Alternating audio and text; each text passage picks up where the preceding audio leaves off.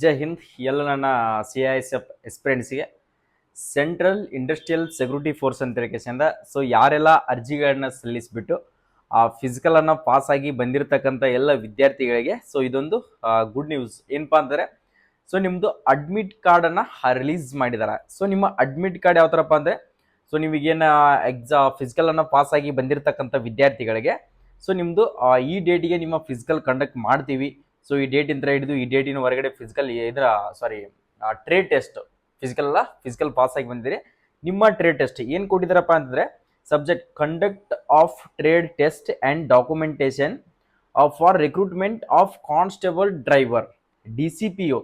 ಯಾರೆಲ್ಲ ಡ್ರೈವರ್ ಹುದ್ದೆಗೆ physical qualify ಆಗಿ ಬಂದಿದ್ದಿರಲ್ಲ, ಡ್ರೈವರ್ ಹುದ್ದೆಯನ್ನು ಯಾರು ಹಾಕಿದಿರಲ್ಲ, ಸೊ ಅವ್ರಿಗೆ ನಿಮ್ಗೆ ಎಷ್ಟನೇ ತಾರೀಕಿಂದ ಅಂದರೆ 7/11/2025 ಅಂದರೆ ಇದೇ ತಿಂಗಳ 7ನೇ ತಾರೀಕಿನ ನಂತರ ಹಿಡಿದು 22/11/2025 ನಿಮ್ಮ ಟ್ರೇಡ್ ಟೆಸ್ಟು ಮತ್ತು ಡಾಕ್ಯುಮೆಂಟನ್ನು ಚೆಕ್ ಮಾಡ್ತೀವಿ ಅಂತ ಹೇಳಿಕೆಶಂದ ಕೊಟ್ಟಿದ್ದಾರೆ. ಸರ್ ಡ್ರೈವರ್ದಾಯ್ತು ಮತ್ತು ಟ್ರೇಡ್ಸ್ಮನ್ನದು ಯಾವಾಗ ನಡೆಸ್ತಾರೆ ಸರ್ ಅಂತ ಕೇಳಿದ್ರಲ್ಲ, ಸೊ ವೇಟ್ ಮಾಡಿ, ಅದ್ರ ಬಗ್ಗೆನೂ ಕೂಡ ನಿಮ್ಗೆ ಇನ್ಫಾರ್ಮೇಷನನ್ನು ಕೊಡ್ತೀನಿ. ಡ್ರೈವರ್ ಹುದ್ದೆಗೆ ಯಾರೆಲ್ಲ ಹೋಗ್ತಾ ಇದ್ರಲ್ಲ ಟ್ರೇಡ್ ಟೆಸ್ಟ್ಗೆ, ನಿಮ್ಮ ಡಾಕ್ಯುಮೆಂಟ್ಗಳು ಏನೇನು ಬೇಕಾಗ್ತವೆ, ಸೊ ಟ್ರೇಡ್ ಟೆಸ್ಟ್ ಏನಿರ್ತದೆ ಅನ್ನೋದು ಕೂಡ ಇನ್ಫಾರ್ಮೇಷನನ್ನು ಕೊಡ್ತಾ ಹೋಗ್ತೀನಿ. ಇಲ್ಲಿ ಬಂದ್ಬಿಟ್ಟು ಡ್ರೈವರ್ ಅಂತಂದರೆ ಒಂಥರ ನಿಮಗೆ ಕ್ಯಾಂಟ್ರಿ ಗಾಡಿಯನ್ನು ಕೊಡ್ತಾರೆ. ಆ ಕ್ಯಾಂಟ್ರಿ ಗಾಡಿಯನ್ನು ರಿವರ್ಸ್ ಪಾರ್ಕಿಂಗ್ ಒಂದು ಟೆಸ್ಟ್ ಇರ್ತದೆ. ನೆಕ್ಸ್ಟ್ 8 ಅಂತಂದರೆ 8 ನಂಬರನ್ನು ಅದರಲ್ಲಿ ಟ್ರ್ಯಾಕ್ ಬರೆದಿರ್ತಾರೆ. ಸೊ ಆ 8 ನಂಬರನ್ನು ಕ್ಲಿಯರ್ ಮಾಡಬೇಕು. ನೆಕ್ಸ್ಟ್ ಅಕಸ್ಮಾತ್ ಚಡವ್ ಇರ್ತದೆ, ಚಡವ್ ಅಂತಂದರೆ ದಿಬ್ಬ ಏರಿಸೋದಿರುತ್ತೆ. ಸೊ ಆ ಟೆಸ್ಟನ್ನು ಪಾಸ್ ಮಾಡಲೇಬೇಕಾಗತ್ತೆ.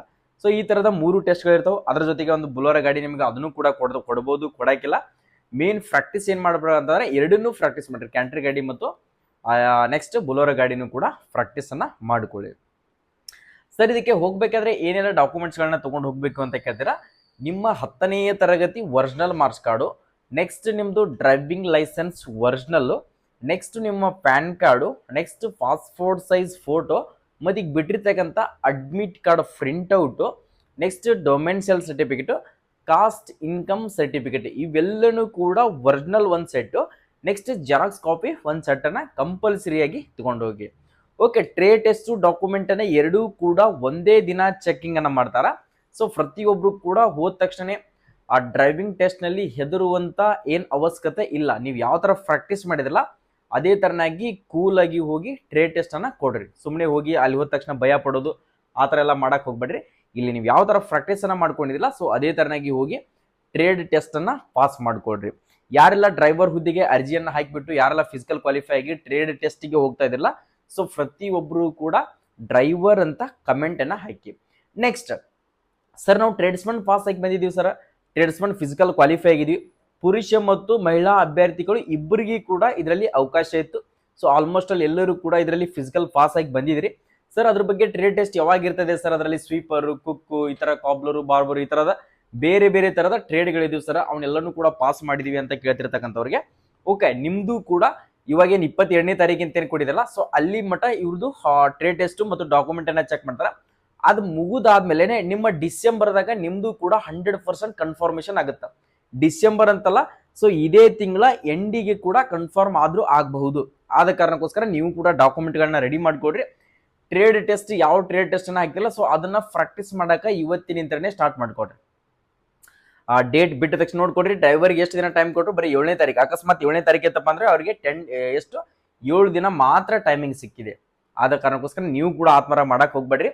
ಪ್ರತಿಯೊಬ್ಬರು ಕೂಡ ಪ್ರಾಕ್ಟೀಸ್ ಮಾಡಿಕೊಡ್ರಿ. ಪ್ರಾಕ್ಟೀಸ್ ಇಂಪಾರ್ಟೆಂಟ್ ಆಗುತ್ತೆ. ನೀವು ಅನ್ಕೊಳ್ಳೋಗೆ ಟ್ರೇಡ್ ಟೆಸ್ಟ್ ಏನಾದರೂ ನಾರ್ಮಲ್ ಕೇಳ್ತಾರೆ, ಪಾಸ್ ಮಾಡ್ತಾರೆ ಅಂತ ಹೇಳಿದ ಅಲ್ಲಿ ಕೂಡ ಅರ್ಧಕ್ಕರ್ಧ ಜನಗಳನ್ನ ಹೊರಗಡೆ ಹಾಕಕ್ಕೆ ಟ್ರೈ ಮಾಡ್ತಾರೆ. ಪ್ರಾಕ್ಟೀಸ್ ಮಾಡಿರಿ. ನೆಕ್ಸ್ಟ್ ಅದರ ಎಕ್ಸಾಮ್ ತರಬೇತಿಯನ್ನು ನೆಕ್ಸ್ಟ್ ನೀವು ಎಕ್ಸಾಮಿಗೆ ಪ್ರಿಪ್ರೇಷನನ್ನು ಮಾಡಿಕೊಡ್ರಿ. ಸೊ ಈ ವಿಡಿಯೋನ ಪ್ರತಿಯೊಬ್ಬ ನಿಮ್ಮ ಸ್ನೇಹಿತನಿಗೆ ಕೂಡ ಶೇರ್ ಮಾಡಿಕೊಡ್ರಿ. ನೆಕ್ಸ್ಟ್ ಟ್ರೇಡ್ಸ್ಮನ್ದ ಅಡ್ಮಿಟ್ ಕಾರ್ಡ್ ಬಂದ ತಕ್ಷಣನೇ ಸೊ ಅದರ ನೋಟಿಸ್ ಏನಾದರೂ ಬೇಕಾಗಿತ್ತು. ಸೊ ನೆಕ್ಸ್ಟ್ ಟ್ರೇಡ್ ಟೆಸ್ಟ್ನಲ್ಲಿ ಯಾವ ಥರ ಕೇಳ್ತಾ ಇದ್ದಾರೆ, 1ನೇ ದಿನದ ಯಾವ ಥರ ಟ್ರೇಡ್ ಟೆಸ್ಟ್ ಇದೆ, ಏನೆಲ್ಲ ಕ್ವಶನ್ಸ್ಗಳನ್ನ ಕೇಳ್ತಾ ಇದ್ದಾರೆ, ಏನೆಲ್ಲ ಪ್ರಾಕ್ಟಿಕಲ್ ಮಾಡಿಸ್ತಾ ಇದ್ದಾರೆ, ಏನೆಲ್ಲ ಡಾಕ್ಯುಮೆಂಟ್ಸ್ಗಳನ್ನ ಕೇಳ್ತಾ ಇದ್ದಾರೆ ಅನ್ನೋ ಇನ್ಫಾರ್ಮೇಷನ್ನು ಅದ್ರದ್ದು ವಿತ್ ವಿಡಿಯೋ ಪ್ರೂಫ್ ಏನಾದರೂ ಬೇಕಾಗಿತ್ತು. ಸೊ ಎಲ್ಲ ನೀವು ಫೈನಲ್ ಸೆಲೆಕ್ಷನ್ ಆಗಿ ಅದ್ರ ಬಗ್ಗೆ ಪ್ರತಿಯೊಂದು ಅಪ್ಡೇಟ್ ಏನಾದರೂ ಬೇಕಾಗಿತ್ತು ಅಂದರೆ ನಮ್ಮ H J paramilitary and YouTube channel. So ಇವಾಗಲೇನ ಅಂತಲ್ಲ ಸಾಕಷ್ಟು ಇನ್ಫಾರ್ಮೇಷನ್ಗಳನ್ನು ಅಪ್ಲೋಡ್ ಮಾಡ್ತಾನೆ ಬಂದಿದ್ದೀವಿ.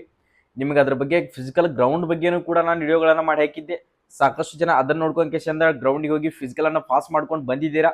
ಸೊ ಪ್ರತಿಯೊಬ್ಬರು ಕೂಡ ಮಿಸ್ ಮಾಡದೇನೆ ಕಮೆಂಟನ್ನು ಹಾಕಿ ಯಾರೆಲ್ಲ ಫಿಸಿಕಲ್ ಪಾಸ್ ಮಾಡ್ಕೊಂಡು ಬಂದಿದ್ರಿ ಮತ್ತು ನೆಕ್ಸ್ಟ್ ಯಾವ ಟ್ರೇಡ್ ಪಾಸ್ ಆಗಿದ್ದೀರಾ. ಸೊ ನಿಮ್ದು ಯಾವ ಟ್ರೇಡ್ ಹಾಕಿದ್ದೀರಾ, ಸೊ ಯಾರು ಫಿಸಿಕಲ್ ಪಾಸ್ ಮಾಡ್ಕೊಂಡು ಬಂದವ್ರಿಗೆ ಗೊತ್ತಾಗುತ್ತೆ.